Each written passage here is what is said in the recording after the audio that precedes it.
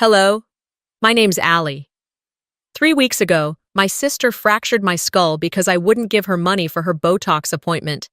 And my mother, the woman who raised me, stood over my hospital bed and said one word. Good. That wasn't the first time they hurt me. It was just the first time I documented everything.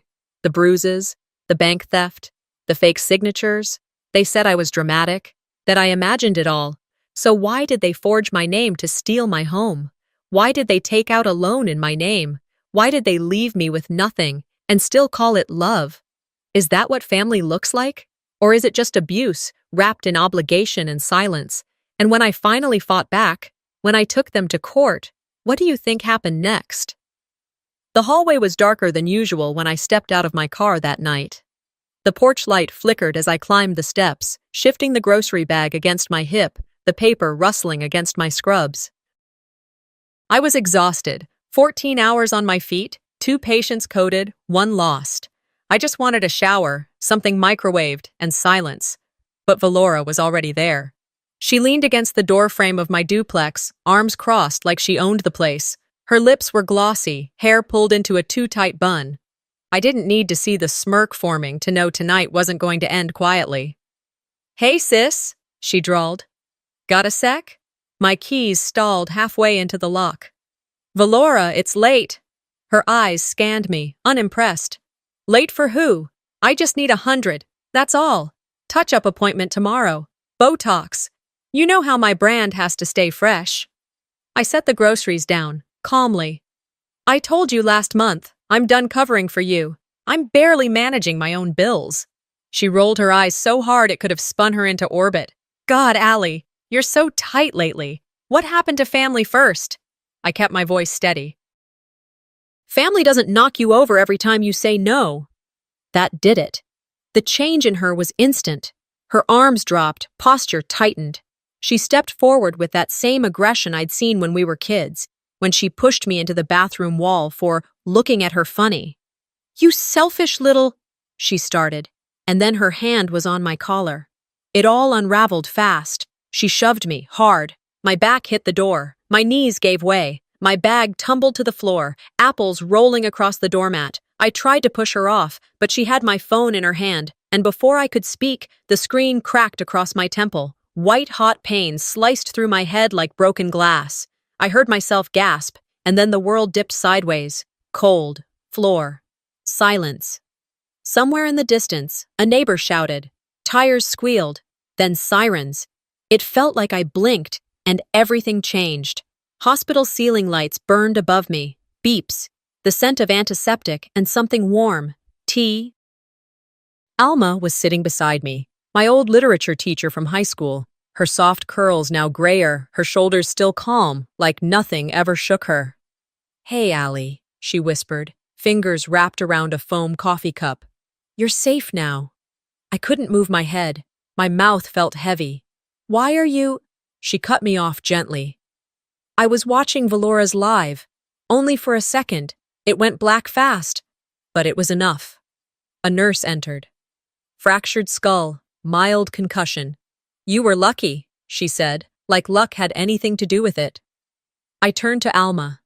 "Did my mom?" She shook her head. "Not yet. I called her." 3 hours passed before Damaris showed. She didn't rush in. No trembling hands, no swollen eyes. Just strolled in like she was coming to check on a neighbor. Her purse matched her shoes, her hair was set, not a strand out of place. I sat up slowly, pain needling through my spine. "Hi, Mom," she sighed. "I just don't understand what you did to make her that angry." My throat dried instantly. "Excuse me?" Damaris clutched her bag tighter. "You know Valora's temper. If you hadn't provoked her—" "Provoked her?" I repeated. "She fractured my skull." She shrugged. "Still, it's not like you're innocent, always pushing her buttons." "Mom," I said carefully, trying to hold my voice steady. "She hit me. In the head. With my own phone." She nodded, unbothered. "Good." Silence. No wind. No breath. Just that word, dropped like a stone in water. I didn't blink. Didn't flinch. But I felt something in me shift. Something deep and final. That word carried the weight of years. She tapped her bag and glanced at the clock. I have to get to the store before it closes. Do you need anything? Milk? I said nothing, and she left. Later that night, the monitors around me beeped softly in the dark, each sound marking time I'd never get back. I laid there, staring at a crack in the ceiling tile, thinking of every time I kept quiet so Valora wouldn't lash out, every time I let Mom excuse her behavior, every dollar loaned, every bruise ignored, every apology I gave for things I didn't break. The door clicked. A nurse adjusted the drip and whispered, "Try to rest." I nodded, eyes still fixed above. This wasn't the first time, but it'd be the last. The officer's badge caught the morning light as he stepped into my hospital room. I hadn't noticed the sun until that moment, how it filtered in through the blinds, striping the beige walls like prison bars. I shifted in the bed, a dull ache humming at the base of my skull. The nurse beside him looked uncomfortable, like she'd walked in on something sacred and wasn't sure how to retreat. "Ms. Goodwin," he said, voice professional but softened at the edges. "Your sister's statement says you attacked her first. She claims self-defense." For a brief moment, I felt heat surge in my chest, not from anger, but disbelief. It was so Valora, always flipping the script, always the victim.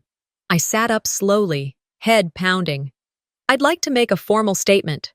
He nodded and pulled out a small recorder from his breast pocket. The nurse excused herself, and the door shut behind her with a click that sounded too final. I told him everything, what happened that night, her demand for money, the blow to my head. My voice didn't tremble, not because I wasn't scared, but because I'd spent most of my life practicing calm in chaos. He thanked me, said someone would follow up, and left, just as quietly. When the door closed again, I was alone with the sound of machines beeping, keeping rhythm with thoughts that wouldn't leave me alone. I reached for the small notepad the hospital left by the bedside. Alma had written a note before leaving. "Call me when you're ready. A." I folded it once, tucked it in my palm, and stared out the window. The sky was clear, too blue for a day like this. I don't know what pulled me under, but my eyes drifted shut. And suddenly, I was 12 again. It was my birthday, technically, but no one mentioned it. Valora had an appointment that morning, some last-minute hair thing she couldn't miss. Damaris handed me a towel after breakfast. "Dry those dishes, that's your job." No cake, no gift. I remember opening the fridge, hoping to find even a slice of something sweet. Instead, there was a leftover muffin from the week before. I snuck it to my room, lit the end of a broken birthday candle I'd found in a drawer, and whispered, "Happy birthday, Allie," to the silence. Flash forward 2 years, 14, and finally bold enough to question her. I caught Valora digging through my backpack. I had saved up $42 from babysitting for a neighbor, planning to buy my first decent pair of shoes that weren't hand-me-downs. "What are you doing?" I asked. She didn't even flinch. "Looking for gum." I stepped closer, saw the cash tucked in her fist. "That's my money, Valora," she smirked. "And?" When I didn't back down, she shoved me. My heel caught the edge of the stair, and I tumbled down half a flight. I cried out, loud enough that Damaris came running, but all she did was look at me, soaked in tears, elbow scraped raw, and say, "Stop being dramatic. You're always so sensitive." At 17, it happened again. Valora slapped me across the face during a holiday dinner because I accidentally spilled cranberry sauce on her dress. The guests froze. Someone laughed nervously. Damaris pulled me aside afterward and hissed, "You embarrassed the family. Apologize." I did, like I always did. Back in the hospital room, the weight of those moments pressed against my chest like wet cement. My fingers absent-mindedly grazed the bandage on my forehead, and I whispered to no one. I should have left a long time ago, but I hadn't. I stayed, believing blood meant something, that if I just gave more, tolerated more, maybe eventually I'd be seen. I didn't notice the nurse return until she cleared her throat. "Sorry," she said, holding a clipboard. "I didn't want to interrupt." "It's fine." She glanced down, then looked up again, hesitating. "There's someone here from billing. They have some questions about your insurance policy." I furrowed my brow. My insurance? She nodded. They're in the hallway. Want me to send them in? I nodded slowly, already feeling the shift in air. Something was coming. I could sense it, and it wouldn't be kind. As the billing rep entered, clipboard in hand, and began speaking in that measured tone reserved for bad news, I realized something had changed behind the scenes. Papers shifted, names crossed, decisions made without me. She said something about my status changing, about authorization being declined, that my emergency contact had adjusted my dependent status. Words floated around like static: pending coverage, authorization denial, policy reassignment. I blinked hard. Who's listed as my emergency contact? She scanned the paper. Damaris Goodwin. Of course. I leaned back against the pillow, not out of weakness but calculation.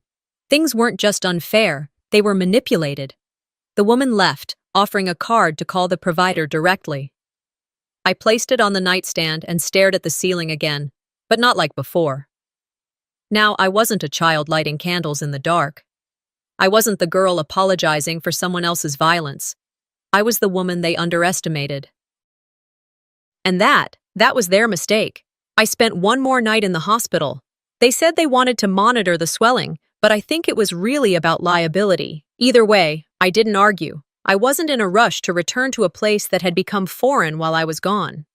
Alma came the next morning. She brought my coat, my keys, and a small bag of essentials she somehow knew I'd forgotten. She didn't speak much, just drove, hands at 10 and 2, eyes locked ahead. The quiet between us wasn't awkward. It was the kind of silence only two women who've carried too much for too long can share without explanation. When she pulled up outside my apartment, I hesitated. It looked smaller than I remembered, even though nothing had changed. The same blue siding, the cracked step on the porch. But now it all felt too tight, like the walls had pulled closer while I was gone. I unlocked the door and stepped inside. Everything was in its place, yet something was off. My couch, my lamp, my framed print of that Oregon coastline, it all sat untouched, and yet the air felt heavier. Alma stayed just long enough to make sure I could get up the stairs, then squeezed my hand and left. Call me, she said, then paused. Only if you want to. No pressure. I nodded. Thank you. The door closed behind her, and the weight of being alone settled over me like a second skin. I needed to do something, anything, to keep from thinking too long. So I unpacked the bag Alma had brought, put the kettle on, and sat at my kitchen table. That's when I noticed the mail, stacked on the counter, untouched from before the hospital. I started sifting through it out of habit, barely noticing the familiar logos and envelopes. But one caught my eye. Bank statement. I opened it, half expecting the usual. Instead, what I saw made my stomach twist. 3 automatic withdrawals, same amount, same destination. I pulled up my banking app, hands slightly trembling now. Over $8,000 gone in 3 months. The transactions all tied to something labeled Velora Revive. I tapped on the merchant info. It listed a salon downtown. I'd never heard of it. Are you kidding me? I muttered, pushing the chair back as I stood. I didn't remember agreeing to anything like this. There hadn't been any conversations, no emails, no phone calls. Nothing. I sat back down, trying to calm my thoughts. The words blurred on the screen. I pulled out the folder I had labeled 2018-2023 bank records. Maybe part of me had already known I'd need this someday. Maybe I'd been preparing for this fight long before my skull ever hit the floor. One by one, I printed out the transactions, highlighting each. They painted a clear picture. Someone had access to my finances, and they weren't being subtle. After an hour of printing, organizing, and breathing through the fury rising in my chest, I called the hospital's billing department. A woman named Karen answered. Her tone was warm, neutral, until she looked up my account. She said. Looks like your insurance policy was changed about 3 weeks ago. Changed? I repeated. Yes, it shows you're listed under dependent status now. Coverage is active but limited, based on household income of the primary holder, Damaris Goodwin. I almost dropped the phone. I didn't authorize that. I said slowly, trying not to raise my voice. I'm 33. I haven't been a dependent in over a decade. I understand, Karen said, sounding slightly more alert now. You may want to contact your provider directly to file a dispute. I can email you the form. I thanked her, hung up, and stared at the wall for a full minute. This wasn't carelessness. This wasn't a mistake. It was deliberate. Someone had gone into my profile and made legal changes to bind me back to a woman who thought my pain was good. I needed to know why. Not in theory, not in guesses. I needed to hear it. I picked up my phone and called Damaris. She answered on the second ring. Allie, I was wondering when you'd call. I didn't bother with small talk. Why did you change my insurance? Why is my money going to Valora Revive? A pause. Then, in that tone she always used when she wanted to sound reasonable while doing something entirely unreasonable, she replied, I had to streamline things. Your sister's trying to start something. She needed stability. You've always managed. I let the silence stretch. So what, you rerouted my finances to fund her spa? Downgraded my coverage without asking? You're overreacting, she said, sharper now. You're lucky to have a family at all. We take care of each other. I almost laughed. Do we? I said. Because it feels a lot like you take and I just disappear. You're being dramatic, Allie. I was in the hospital. I visited. You said I provoked her. You said good. Silence. Not denial, just silence. I inhaled slowly. You didn't just stop being my mother when you said that. You stopped being my emergency contact. You stopped having any say in my life. You're being cruel, she said quietly. No, I replied. I'm being awake. I hung up. Not out of anger, but clarity. Back at the kitchen table, I opened the bank folder again and pulled out a fresh sheet. On the top, I wrote in block letters, Fraud. Timeline of transfers, 2019 to present. I stapled the first batch of printouts and whispered, Let's see how long you've been lucky, Mom. The woman on the other end of the line didn't flinch when I said the words. Her tone didn't change either. Understood, ma'am. We'll begin the paperwork for the fraud investigation. We'll need a formal statement and any documentation you have. I had plenty. I hung up, stood in my kitchen a beat too long, and then moved like a machine.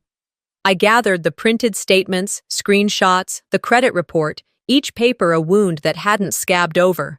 The folder was getting heavy, not just in weight, but in what it meant. It wasn't just numbers anymore. It was evidence of years where silence was easier than confrontation.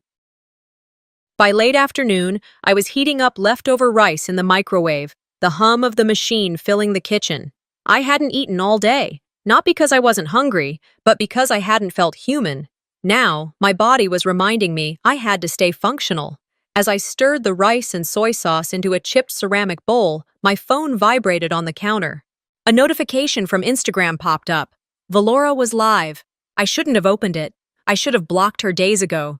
But something made me tap. The screen filled with her face, glowing under soft spa lighting, a white mask spread across her cheeks, head wrapped in a pink towel. She looked serene and smug. Self-care isn't selfish, she said, looking into the camera. It's survival. I believe in investing in yourself, and I'm lucky to have angels around me who don't even know they're helping. I stared, rice forgotten. The comments rolled in, heart emojis, praise, people begging to know what facial products she used. She smiled wider. My thumb hovered over the screen. I closed the app without another word. I ate in silence, the only sounds my chewing and the occasional groan of the heater trying to keep up with Oregon's unpredictable autumn chill. An hour later, I changed into jeans and a thick cardigan, tied my hair back, and drove across town to the salon, Valora Revive. It was in a renovated corner unit near the Arts District. Everything about the place screamed curated luxury. Gold-trimmed signage, black and white floor tiles, lush fiddle-leaf fig trees by the windows. It smelled like lemongrass and entitlement. I walked in and was greeted by a receptionist who looked like she stepped out of a commercial. Bright smile, perfect teeth. Welcome to Valora Revive. Do you have an appointment? I kept my expression neutral.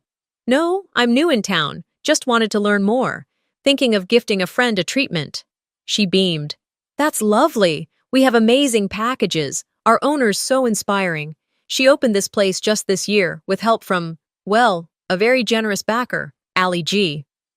My breath caught. I recovered quickly. That's a beautiful name, she nodded.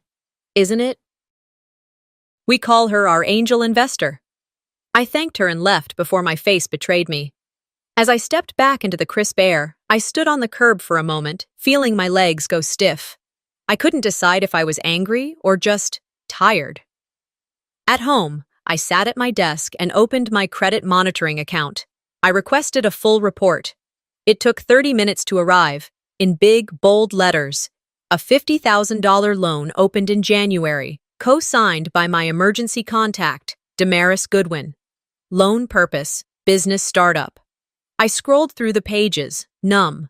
Monthly payments were being auto-deducted from a secondary checking account I rarely used, one Valora had access to, just in case.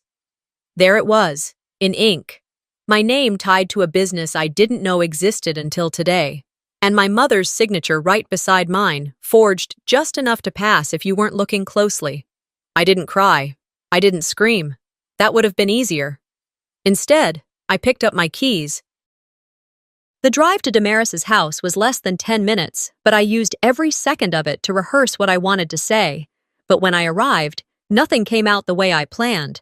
The door was open. Music played inside, some soft jazz station she always had on. I knocked, stepped in. Valora was sprawled across the sofa, glass of wine in hand, silk robe cinched tight. Look who decided to show up, she said without moving. Damaris appeared from the kitchen, holding a bowl of cherries. Allie, we weren't expecting company. I held up the folder. Funny, because I wasn't expecting to find my name on a loan application for a spa I've never stepped foot in. Valora chuckled. You're so dramatic. Don't, I snapped. Don't say that word again. Not to me. Damaris sighed like I was exhausting her. We didn't think you'd mind. You never say no. I looked at her, really looked at her. The way she held her chin up, the dismissive tilt of her head. The way Valora smiled in the background, smug and self-satisfied, sipping from a glass she probably didn't buy. You're right, I said finally. I never say no. They both relaxed a little.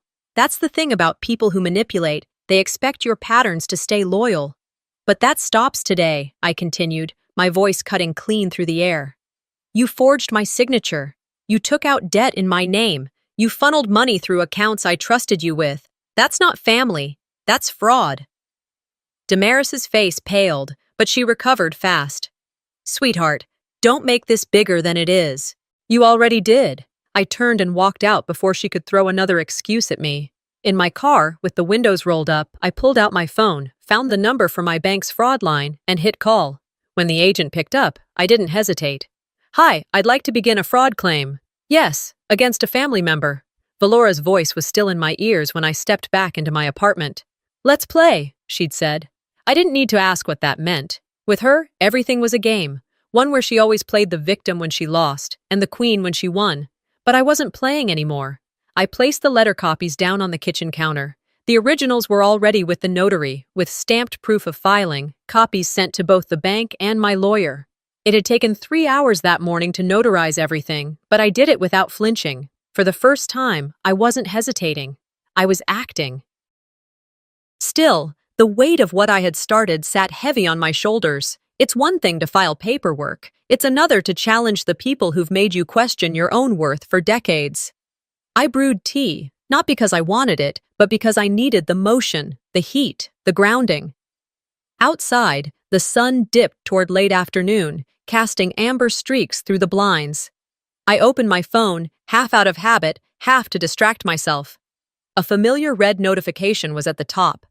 Valora was live again. I paused. I should have ignored it, but I tapped anyway. There she was, full glam, wine glass in hand, seated in what looked like my old living room chair. The one she'd insisted clashed with her aesthetic 2 years ago. I guess it grew on her. People ask me all the time how I got where I am, she said, tossing her curls. And I tell them hard work, hustle, and cutting off dead weight. A laugh. From her. Then she lifted her glass. Some folks spend their whole lives being bitter because they didn't know how to use what they had. I used what I had, even if it came with strings, even if it came with a dumb sister who never said no. The comments poured in like confetti, laughing emojis, preach queen, tell 'em sis. She grinned at the camera. Everything I have, I earned. Well, minus the dumb sister's help. I didn't react. Not outwardly. I just pressed the screen until the live ended, then placed the phone face down on the counter. My hands weren't shaking. My chest wasn't tight. That surprised me. Instead, I felt something colder, calmer, like a steel door had clicked shut behind my ribs.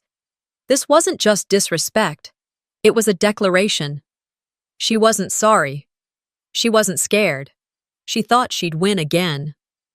I left the tea untouched and grabbed my bag. There was one more piece I needed to check before moving forward, one more thread she might have pulled without me noticing. 20 minutes later, I was walking into the county property records office, a squat beige building 2 blocks from City Hall. The receptionist behind the window greeted me with the usual transactional cheer. "I need to check the title on a property," I said. "Address?" she asked.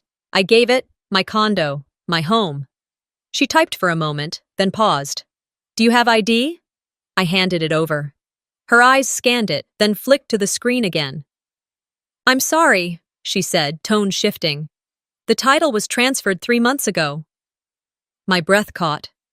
Transferred to who? Valora Goodwin. There was a long pause. I didn't blink. "Do you have the paperwork on file?" She nodded, printing a sheet. I stared at the black and white document, my signature scribbled at the bottom, except it wasn't mine. Close, but not exact. A forgery. I took the printout and walked back to my car. My steps were steady, but inside me, something fractured again. Valora hadn't just stolen from me. She'd erased me. By early evening, I was standing outside Damaris's house again. The porch light was on, the same floral wreath on the door from last spring still hanging. I rang once. Valora opened the door, wineglass still in hand. "Did you bring a peace offering?" she asked. I didn't respond. I walked in. Damaris sat in the living room, flipping through a catalog like this was just any other day. "You changed the title on my condo," I said, holding up the printout. She glanced up, her expression unreadable. "Valora needed a stable place." "You mean she needed my life?" Valora laughed behind me. "You're just mad because I know how to use what's given to me." I turned to her. "Next time you use me, Valora, read the terms." She raised her eyebrows. "Is that supposed to scare me?" I turned back to Damaris. "I've filed. It's done. Fraud, theft, and you, co-signer and emergency contact, are liable. You signed the loan papers. You redirected my insurance. And now this." She stood up, finally. "Allie, we're family." "No," I said quietly. "You just share my blood." I left without waiting for more excuses. Back at home, I placed the second set of documents, property theft, into the file. Then I sealed the envelope, addressed it to the district attorney's office, and dropped it in the mailbox before the last pickup. It was dark when I returned, headlights passing as I stepped back inside. I felt it before I saw it. Valora had received her copy. Because 20 minutes later, my phone buzzed with a photo of her holding the documents in one hand and a single line of text. "So she wants to play hard? Let's play." I locked the screen. Let her play. I had already started building the rules. It was barely 9 a.m. when the voicemail came through. I was still in my robe, sipping black coffee at the kitchen table, going over my list of documentation for the attorney. I hadn't planned to check my phone until later, but the screen flashed with Damaris's name, followed by a short message.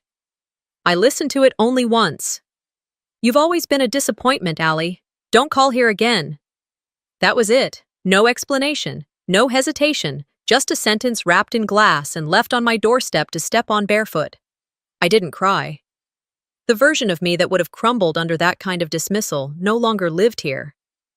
What I felt instead was something much sharper, a sense of cold confirmation. She'd chosen Valora. Again. But this time, she didn't even pretend to hide it behind moral platitudes.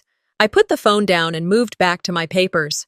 My fingers worked automatically, sorting through account summaries, utility bills, flagged charges, all the fragments of my identity that had been stripped without permission. I added the voicemail transcript to the binder.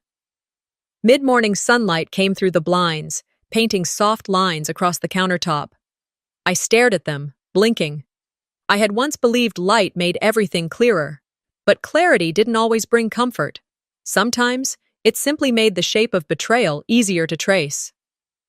By early afternoon, Alma showed up, unannounced but not uninvited. She came with that slow, deliberate calm she always carried, like a woman who knew exactly what silence could teach when used properly. "I brought tea," she said, holding up a small thermos.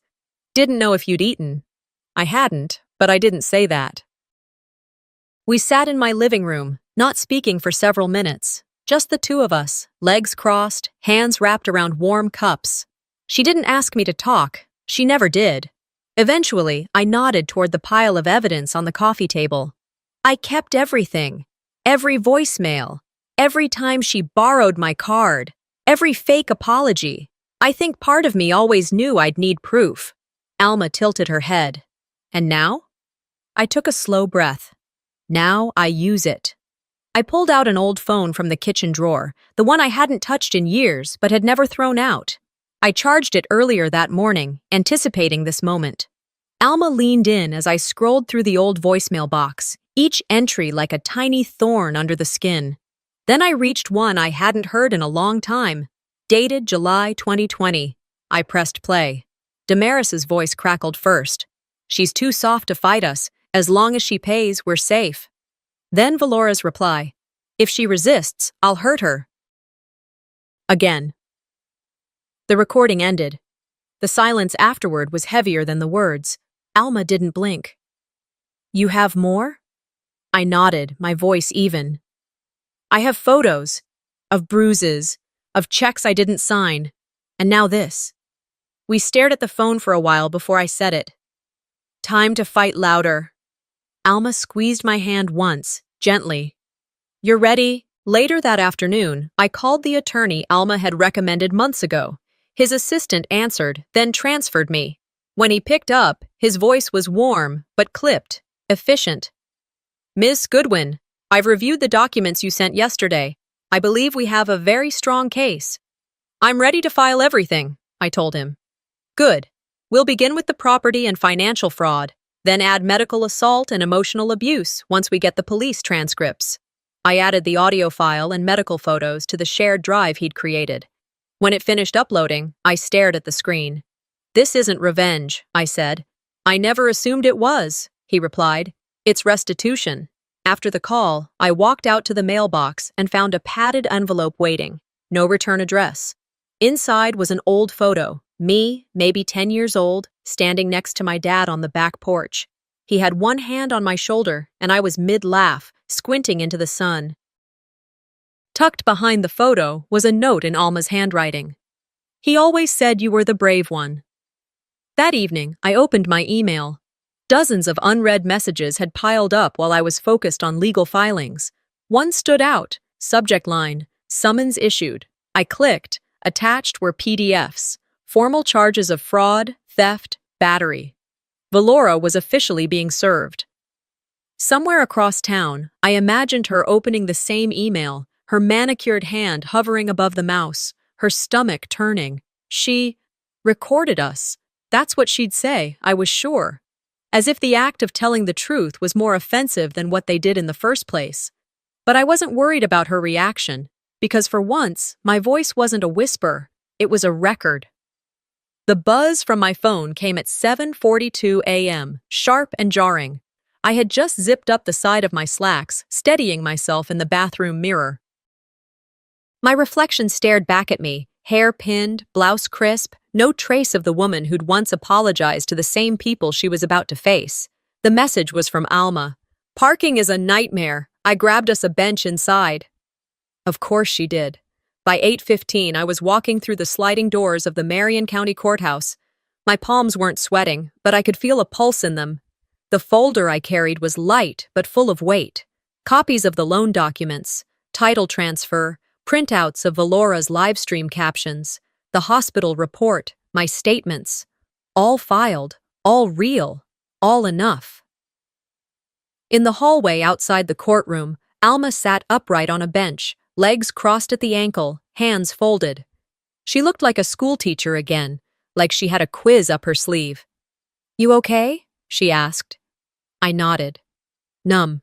Focused. "You look ready." I didn't answer. Just held the folder to my chest and took a breath as the bailiff opened the courtroom door. Inside, the gallery was sparsely filled. 2 strangers, 1 court clerk, a judge with readers pushed halfway down her nose, and then Valora and Damaris. Valora wore head-to-toe white like she was auditioning for forgiveness. Damaris wore navy blue, her lips painted dark, hair pulled into a bun that screamed control. Neither looked at me as I entered. We took our seats. Alma on my right, my attorney Mr. Keeley to my left. When the judge called the session to order, the silence was surgical. Valora leaned toward Damaris and whispered, loud enough for me to hear, "This? This is her revenge tour?" I didn't flinch. The judge cleared her throat. "This hearing concerns civil complaints filed by Ms. Allie Goodwin, alleging financial fraud, medical negligence, identity theft, and property misappropriation against Mrs. Valora Goodwin and Mrs. Damaris Goodwin." Valora leaned back in her chair, arms crossed. Damaris stayed stone still. Mr. Keeley stood first. He was concise, no theatrics, just the facts. As he laid out the sequence of events, I watched the judge. Her pen scratched quietly, but her eyebrows arched when he mentioned the forged title. When he played the voicemail from 2020, everything changed. "She's too soft to fight us. As long as she pays, we're safe. If she resists, I'll hurt her." Again, no one moved. Valora's eyes narrowed, her arms dropping to her lap. Damaris blinked for the first time in 10 minutes. Then came the exhibits. The screenshots of the live streams, Valora's statements about dumb sisters, financial records tied to the salon, property title transfer with my falsified signature. Damaris's lip quivered, just once. Valora turned to the judge and said too loudly, "She knew what she was doing. She let us—" "Miss Goodwin," the judge cut in, firm. "You will remain silent unless asked to speak." The rest of the morning passed in steady, brutal rhythm. My lawyer didn't miss a beat. When the opposing counsel tried to downplay my injuries, he presented the ER photos. When they argued I'd never said no before, he countered, "Silence does not equal consent, particularly when intimidation is involved." By noon, the judge called for a recess. I stepped outside to the bench where Alma had first sat that morning. She passed me a water bottle and said nothing. At 1:30, we reconvened for the ruling. Everyone stood. The judge remained seated. "In reviewing the evidence submitted, this court finds in favor of Ms. Allie Goodwin," she began. I didn't breathe. "Ms. Valora Goodwin is hereby ordered to pay restitution totaling $83,400 in damages, inclusive of financial loss, unauthorized use of personal accounts, and emotional distress. Property title to 218 East Overlook Drive shall be returned to Ms. Allie Goodwin within 14 business days. A 3-year restraining order is granted against both defendants, effective immediately." She turned her gaze to Damaris. "Miss Damaris Goodwin, your role in co-signing fraudulent financial instruments, manipulating insurance coverage, and transferring property without lawful authority has resulted in your removal as next of kin on all medical and legal documents pertaining to the plaintiff. Furthermore, you are hereby ordered to vacate 218 East Overlook Drive within 10 business days." I exhaled. Not relief. Something quieter, more solid. The judge closed with, "This court hopes all parties will use this ruling as an opportunity to redefine boundaries with integrity. Session is adjourned." The gavel cracked once, sharp and final. We filed out into the afternoon sun. Cameras had gathered outside, local reporters whispering as Valora emerged. She kept her head high until one of them asked, "Any comment on today's ruling?" Valora paused, pulled off her sunglasses, tossed them toward the camera. "This isn't over," she shouted. I walked past her, calm, steady. "Yes, it is." And then I kept walking. The courthouse faded in my rearview mirror as I drove through town. The streets were quiet, the light that peculiar shade of late autumn gold, too warm for the cold it carried. I didn't rush. I didn't need to. The war was over, and the battlefield was behind me. Back at my apartment, I stepped inside and locked the door behind me out of habit, even though for the first time in months, maybe years, it felt unnecessary. There was a stillness in the air that didn't feel suffocating. It felt earned. I slipped off my shoes and walked straight to the kitchen. The leftover takeout from the night before was still in the fridge. I microwaved it without ceremony, spooned it onto a plate, and sat at the table. That's when I noticed the package. It had been pushed through the mail slot and sat awkwardly against the baseboard like it hadn't quite made it to where it was supposed to be. A small padded envelope, handwriting I hadn't seen in years, but immediately recognized. Dad. I hadn't seen his handwriting since before he passed. He died when I was 11, a sudden heart attack in his sleep. No warning, no goodbye. It wrecked what little peace the household had. And Damaris, in her way, took that loss and forged it into a reason for every terrible thing she and Valora did next. But now here it was. His script. Familiar, uneven, full of life. Hands trembling for the first time in days, I opened the package. Inside, a faded photo slid out. Me, maybe 6 years old, sitting on Dad's shoulders in our backyard. My face was all teeth, eyes closed mid-laugh, his hands strong and steady around my legs.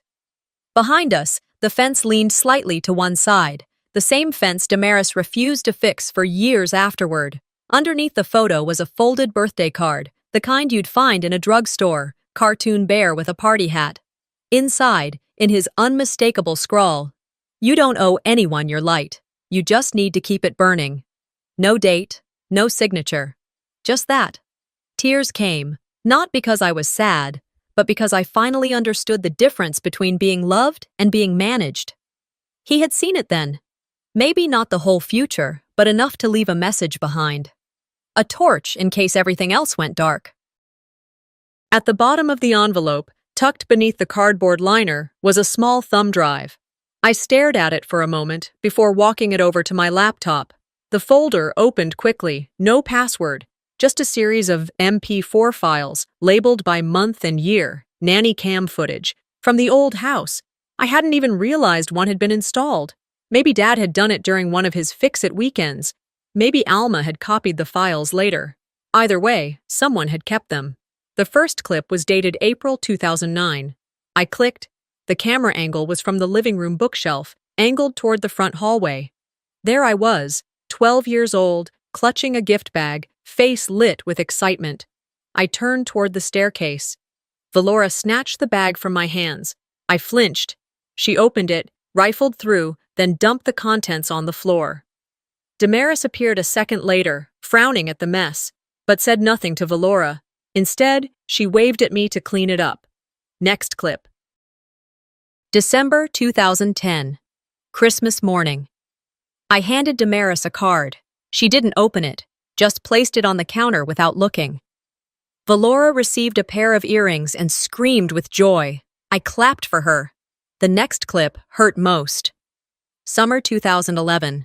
A heated exchange. Valora shoved me into the wall. My head hit the frame of the hallway door. I cried. Damaris stepped between us, not to help me, but to scold me. "She has a temper, Allie. You know that. Why do you provoke her?" Watching it now, the truth wasn't subtle. It was loud, obvious, documented. I sat back, breath caught in my chest.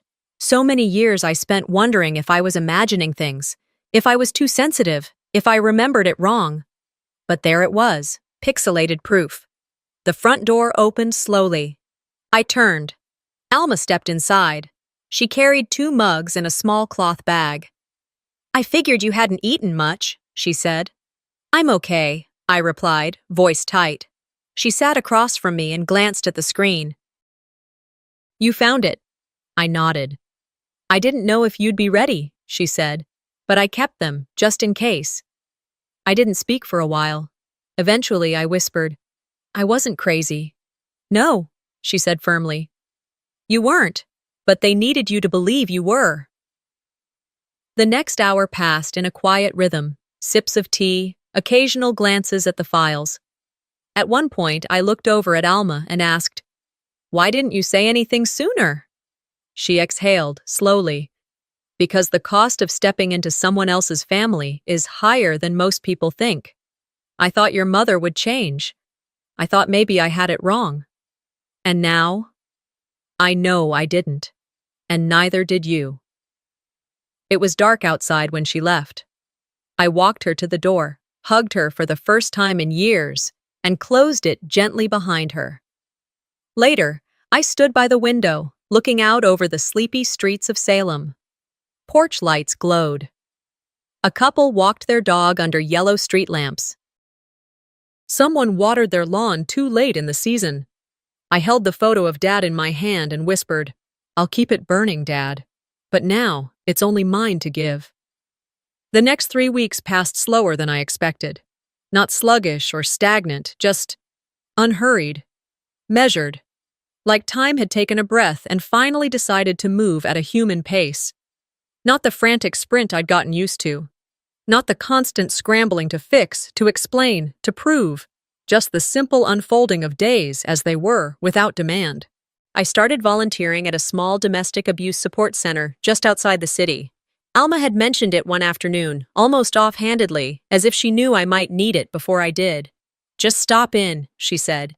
"You don't have to do anything big, just be there." So I did.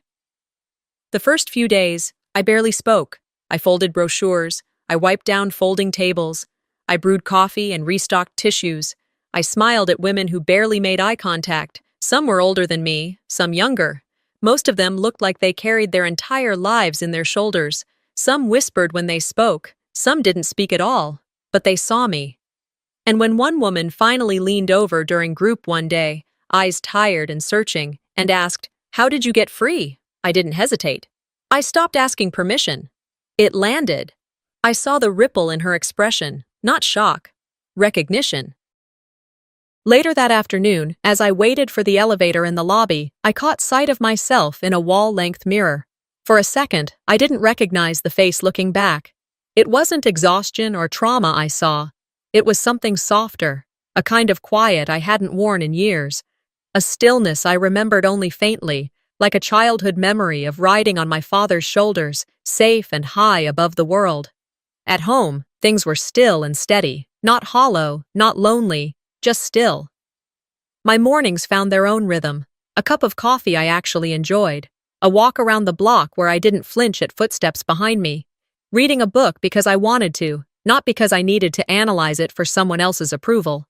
The court ruling had brought legal closure, but healing wasn't bound by paperwork. It was unfolding in small ways, every day. Damaris called 5 times that first week. I didn't answer once.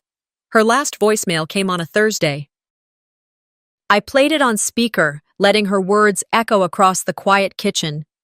"I only wanted to protect your sister." I deleted the message before she could finish her justification. Valora, meanwhile, went dark on social media for about 10 days. Then came the flood. Screenshots, out-of-context clips, commentary from people who had once idolized her. A viral compilation video emerged, one that stitched together the worst parts of her live streams. The smugness, the cruelty, the calculated vulnerability, all of it exposed. Suddenly, people started asking the questions I had asked for years. Where did the money really come from? What happened to her sister? Why is she being served papers? She posted an apology video. Shaky voice, flickering candles, dramatic tears. The internet didn't buy it. Comments poured in. Too late. Convenient timing. Accountability isn't aesthetics. Sponsorships vanished. Brand deals evaporated. By the end of week 3, someone tagged me in a blurry photo online. Valora, at a grocery store. No makeup, no lights, no team. Just her, alone in a hoodie, buying off-brand almond milk. I didn't feel satisfied. I felt removed, detached from her, from the drama, from the part of me that used to need acknowledgement or apology. I didn't need her pain to make mine matter. One night around 9 p.m., I stood in the hallway between the living room and the bedroom, staring at a shelf I'd been avoiding. It was bare, dusty at the edges. I walked over and placed two things on it: a framed photo of Dad, the one that came in the package, and the official court order, side by side, truth and justice. I looked at them for a long while. No tears, no flashbacks, just presence. That same night, I sat down with a notepad and a pen. Not an email, not a text, a letter. I wrote to Alma. I still flinch when the phone rings, I began. I still double-check the locks before bed. And sometimes, I hear their voices in my sleep, but I sleep through the night now. I don't say sorry to the mirror anymore, and when I say no, I mean it. I folded the letter slowly, like a keepsake, sealed it in a plain white envelope, and left it on the entryway table to mail the next morning. 2 days later, I walked to the park across from the old library. The air was crisp with the beginnings of winter. Gray sky, soft wind. Not cold, just quiet. I sat on a bench near the playground. Kids raced each other in puffy coats, their laughter rising like smoke. A mom called out from the sidewalk, "Watch your step!" just as her daughter tripped and stumbled near me. Her shoelace had come undone.